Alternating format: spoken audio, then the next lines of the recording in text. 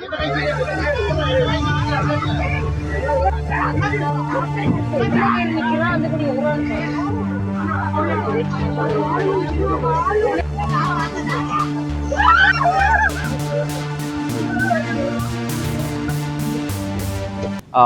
மழை பெய்யுது பாத்தீங்கன்னா தெரியும். அடிச்சூத்துதானா காலையில இருந்து இப்ப ஒரு 4 மணி வரைக்கும் 5 மணி வரைக்கும் கடும் வெயில். ஆனா இப்ப திடீரென்று மழை அடிச்சூத்துது.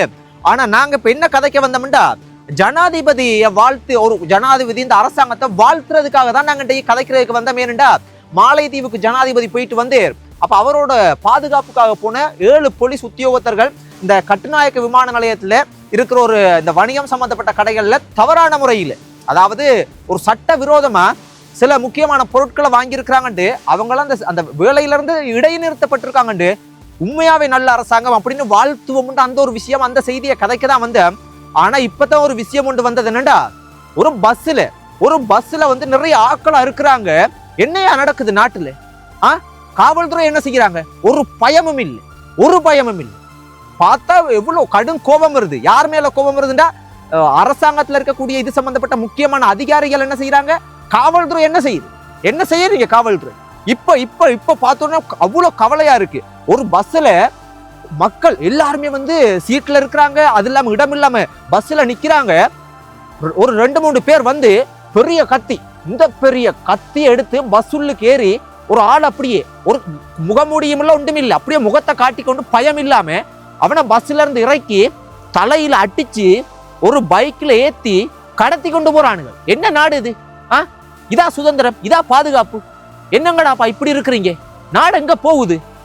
அப்ப இது என்னதான் பிரச்சனை பார்க்க போனா, அந்த கடத்தப்பட்ட நபர் வந்து ஒரு வழக்கு, ஒரு விசாரணை, ஒரு வழக்கு சம்பந்தப்பட்டதுக்கு மன்னார். இந்த சம்பவம் எங்க நடந்திருக்குன்னா மன்னார்ல ஒரு ஏதோ ஒரு கிராம பக்கமா தான் இது நடந்திருக்குது. அடிச்சு ஊத்துது மழை.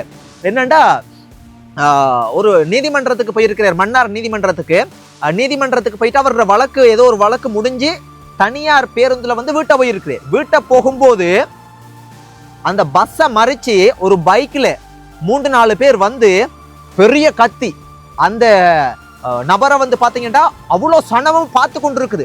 அவ்வளவு சனத்துல ஒருத்தருமே தட்டி கேட்க முடியாது. ஏன்? அவ்வளவு பெரிய கத்தியை வச்சிருக்கானே. அப்ப ஒரு சனம் கூட முன் வர மாட்டாங்க. அவ்வளவு பேரும் கத்தி குளர்றாங்க.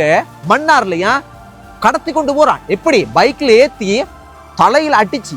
அப்ப அந்த கடத்திட்டு போனவங்க யாருன்னு இதுவரைக்கும் இப்ப வரைக்கும் அவங்க யாருன்னு தேடி பார்க்க போனா தெரிய வந்திருக்கிறது, அவங்க போதைகள் சம்பந்தப்பட்டதை வந்து விற்பனை செய்யக்கூடிய போதை சம்பந்தப்பட்ட குழு.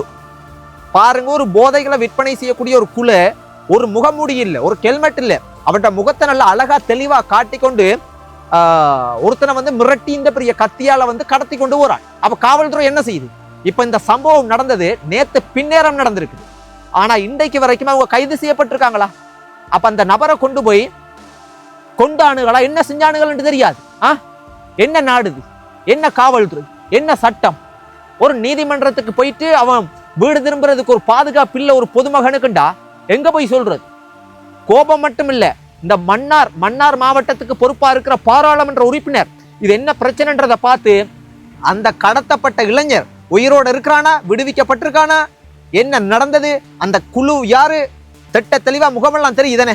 முழு வீடியோவை நான் இந்த யூடியூப்ல உங்களுக்கு காட்ட முடியாது. காரணம் என்னடா, யூடியூப்ல சில விதிமுறைகள் இருக்குது. ஏன்டா அவன் வந்து அடிக்கிறான், கத்தியால வந்து வெட்ட போறான். அப்ப அந்த மாதிரியான விஷயங்களை வந்து நாங்க காட்ட போனோம்னா வந்து யூடியூப் வந்து அதை ஏற்றுக்கொள்ளாது. அது வந்து ஒரு மோசமான விஷயம் உண்டு. கதைக்கிறதையே யூடியூப் ஏற்றுக்கொள்ளாது.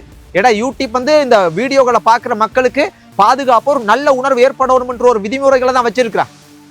அப்ப என்ன செய்யறாங்க, ஜனாதிபதியை வாழ்த்துவோம் ஒரு செய்தியை கதைக்க வந்தாங்கண்ணே. பாருங்க, இப்ப இவ்வளவு நேரம் நாங்க வந்து ஒரு ஜனாதிபதி விஷயத்தை அழகான முறையில வாழ்த்துக்கள் சொல்லிதான் கதைச்சினாங்க. ஆனா அடுத்த நிமிஷம் ஒரு அஞ்சு கதைச்சு அந்த விஷயத்தை முடிச்சு போட்டு பாக்குற ஒரு செய்தி ஒன்று வருது, ஒருத்தனை கத்திய வச்சு கடத்திட்டு போறான். அப்ப அரசாங்கம் என்ன செய்யுது? முதல் இருந்ததை விட பிரச்சனை வந்து 2 மடங்கு 3 மடங்கு கூடி இருக்கு. போதைப் பொருள் வந்து அதிகமா பள்ளிக்கூடத்துல வந்து பள்ளிக்கூடம் போற சின்ன சிறுமிகள், பெண்கள், ஸ்டூடெண்ட்ஸ் வந்து போதைப் பொருளை பாவிக்கிற அளவுக்கு வந்து நாடு மாறுது. எங்க போகுது நாடு? எங்க இருக்கு பாதுகாப்பு? எங்க இதெல்லாம் சொல்றது?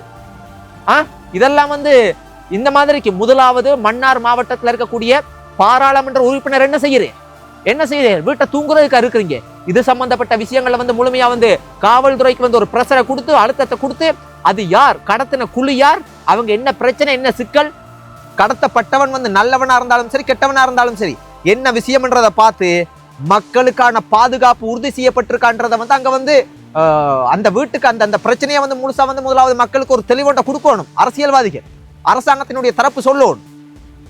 கடும் கவலையா இருக்கு, பயமா இருக்குன்னு என்னன்னு நாங்களும் கதைக்கிறது, எவ்வளவு விஷயங்களை தட்டி கேட்கிறோம், எவ்வளவு விஷயங்களை கதைக்கிறோம், பயமா இருக்கம்மா இதை பார்க்கும்போது. அவ்வளோ அப்ப ஒரு நல்லது கதைச்சா கூட எங்களை கூட கொண்டுட்டு போனா யாருக்கு தெரியும் என்னப்பா இது. அவ்வளவு மக்கள் இருக்கத்தக்கன வந்து அதுவும் பொதுவெளியில ஒரு பஸ்ல பைக்ல வந்து ஒரு ஹெல்மெட் போட்டு மறைச்சிட்டு போனா கூட ஏதோ ஒரு பயத்துல போறாங்கன்னு சொல்லலாம்.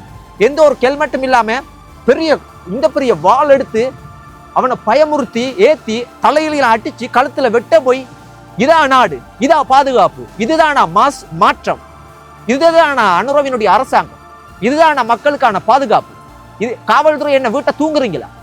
கடுங்கோபம் வருது. இந்த மாதிரியான செயற்பாடுகளுக்கு அனுமதிக்க முடியாது. இந்த மாதிரியான செயற்பாடுகள் வந்து தொடர்ச்சியாக நடக்குதுண்டா காவல்துறைக்கும் இது சம்பந்தப்பட்ட ஒரு மாவட்டத்தில் இருக்கிற பாராளுமன்ற உறுப்பினருக்கு முக்கியமான அதிகாரிகள் தான் பதில் சொல்லணும். நீங்கள் எல்லாமே வந்து மக்களினுடைய வரிப்பணத்துல இருந்து சம்பளத்தை பெற்றுக்கொண்டு வந்து வாய்ப்பாக்குறதுக்கு இல்ல, நடவடிக்கைகளை வந்து தீவிரமாக உடனடியாக எடுக்கணும். பார்க்க ரொம்ப கவலையா இருக்கு. ஏன் நாங்க இது போல கதைக்கிறோம்டா, இதை பார்க்கிற உங்களுக்கு செய்தியா இருக்கலாம். அந்த சம்பவம் நடந்த குடும்பத்துக்கு அந்த நபரினுடைய மனைவி, அம்மா, அப்பா, பிள்ளைகள் எவ்வளவு பதறி இருப்பாங்க. அந்த மனுஷன் இப்ப உயிரோட இல்லைண்டா யார்கிட்ட கேட்கறது, யார்கிட்ட நீதி கேட்கறது? ரொம்ப மோசமா போகுது, நாடும் மோசமா போகுது. நாடு ஜனாதிபதிக்கு வாழ்த்துக்கள் சொல்ல வந்த எங்கள் பாருங்க எவ்வளவு ஒரு ஒரு நொடி பொழுதுல எங்களோட மனசு எப்படி மாறுதுன்னு.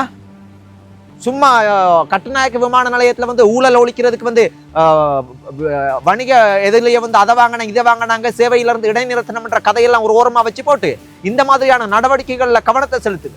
மீடியா இதுகளை கதைங்க, முக்கியமான விஷயங்களை வந்து வெளியில கொண்டு வாங்க. அப்பதான் தவறு செய்கிறவன் பயப்படுவான். தவறு செய்கிறவனுக்கு ஒரு பயம் வந்தாதான் நாடு திருந்தும், இல்லைண்டா திருந்தாது. ஒரு போதையை விற்கிறது ஒரு தவறான செய்யும். போதையை விற்பனை செய்யக்கூடிய ஒரு குழு அவனுக்கு இவ்வளவு தைரியம் இருக்குண்டா, அப்ப உண்மையாகவும் நேர்மையாகவும் வந்து உழைச்சி சாப்பிடுற குடும்பம் என்ன அவங்களுக்கு எவ்வளவு இருக்கும்?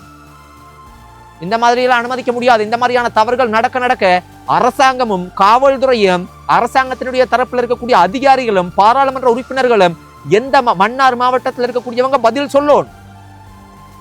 நன்றி சொந்தங்கள்.